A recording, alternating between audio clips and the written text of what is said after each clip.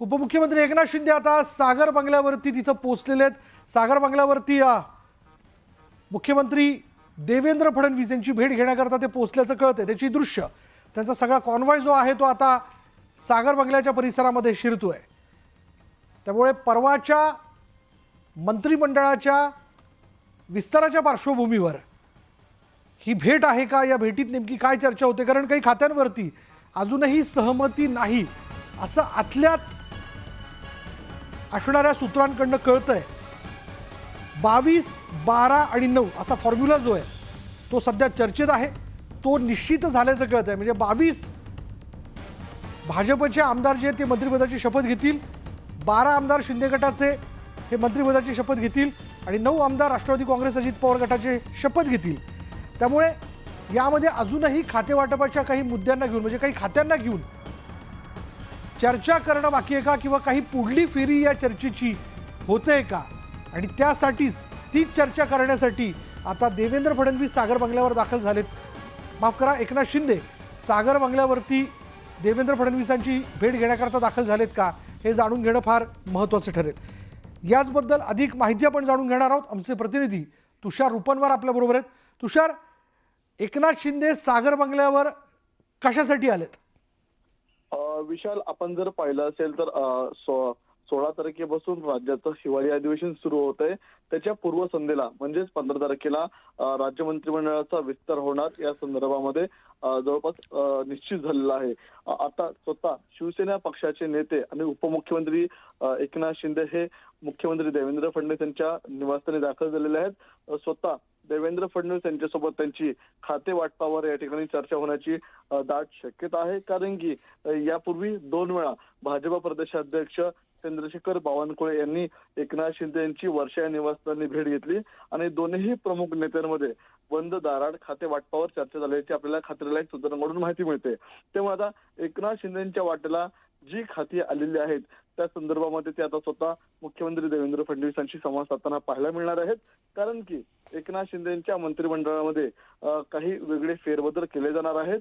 त्यांच्यामधील काही अनुभवी नेत्यांचा पत्ता कट केला जाणार आहे। त्यामुळे आता एकनाथ शिंदे त्यांच्या टीम मधली काही नवी चेहरे हे देवेंद्र फडणवीसांच्या कॅबिनेट मंत्रिमंडळामध्ये देतात का, त्याचप्रमाणे एकनाथ शिंदेना जी खाती मिळालेली आहेत त्या खात्यांसंदर्भात आता देवेंद्र फडणवीसांसोबत ते संवाद साधताना पाहायला मिळणार आहेत। बरोबर, आता या बघूयात या संवादातनं खाते वाटपाच्या संदर्भातली शेवटची ही चर्चा असावी असं खरं अपेक्षित आहे, पण बघूयात नेमकं काय घडतंय। रिलायन्स फाउंडेशन आणि महाराष्ट्र सरकारच्या वतीनं राज्यामध्ये मुलांचं संगोपन आणि शिक्षण व्यापक करण्यासाठी महत्त्वाचं पाऊल उचललं गेलं आहे। ठाणे जिल्ह्यातील रायते इथे 24 अंगणवाडी शिक्षण प्रयोगशाळांच्या साखळीचं आज उद्घाटन झालं। या कार्यक्रमाला 250 पालक, मुलं तसंच एकात्मिक बालविकास सेवेचे अधिकारी उपस्थित होते। यावेळी त्यांनी याविषयीच्या आपल्या महत्त्वाकांक्षा आणि संकल्पना व्यक्त केल्या। राज्यात छोट्या मुलांचं शालेय पूर्व संगोपन आणि शिक्षण क्षेत्र व्यापक करण्याचं रिलायन्स फाउंडेशनचं ध्येय आहे। या भागीदारीतनं रिलायन्स फाउंडेशन प्रायोगिक तत्वावरती अंगणवाडी शिक्षण प्रयोगशाळा सुद्धा निर्माण करणार आहे। यातून शिक्षण, नवकल्पना, प्रात्यक्षिकं यांना प्रोत्साहन मिळेल अशी अपेक्षा आहे। हसत खेळत शिक्षण या संकल्पनेबाबत 700 अंगणवाडी कर्मचाऱ्यांची आणि निरीक्षकांची क्षमता वाढ करण्याचा प्रयत्न रिलायन्स फाउंडेशन या माध्यमातून करेल। तसंच बाल विकासासाठी पालकांचं आणि समाजाचा सहभाग असण्यावरही भर दिला जाईल। सक्षम अंगणवाड्यांच्या मार्गदर्शक तत्वांनुसार या अंगणवाड्यांमध्ये मुलांच्या वयाच्या अनुषंगानं पुस्तकं आणि डिजिटल शैक्षणिक साहित्य सुद्धा पुरवलं जाईल। यामुळे मुलांची शाळेत जाण्याची पूर्ण तयारी होईल आणि त्यांच्या शैक्षणिक कौशल्यात सुद्धा भर पडेल।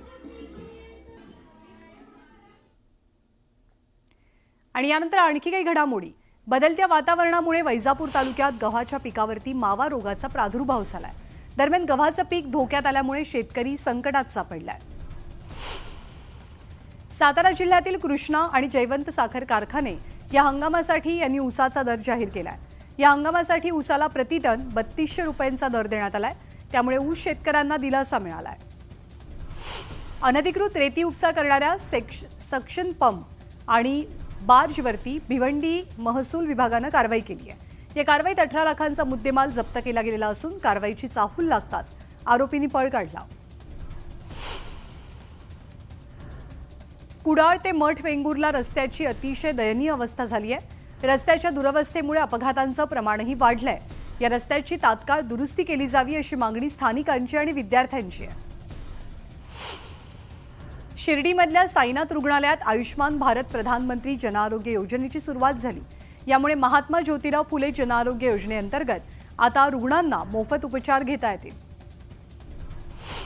जास्तीचा परतावा मिळवून देण्याचा आमिष दाखवत नारायणगावमध्ये 79 गुंतवणूकदारांना 7,67 लाखांचा गंडा घातला गेला। दरम्यान या प्रकरणी 2 जणांवर गुन्ह्याची नोंद झाली आहे।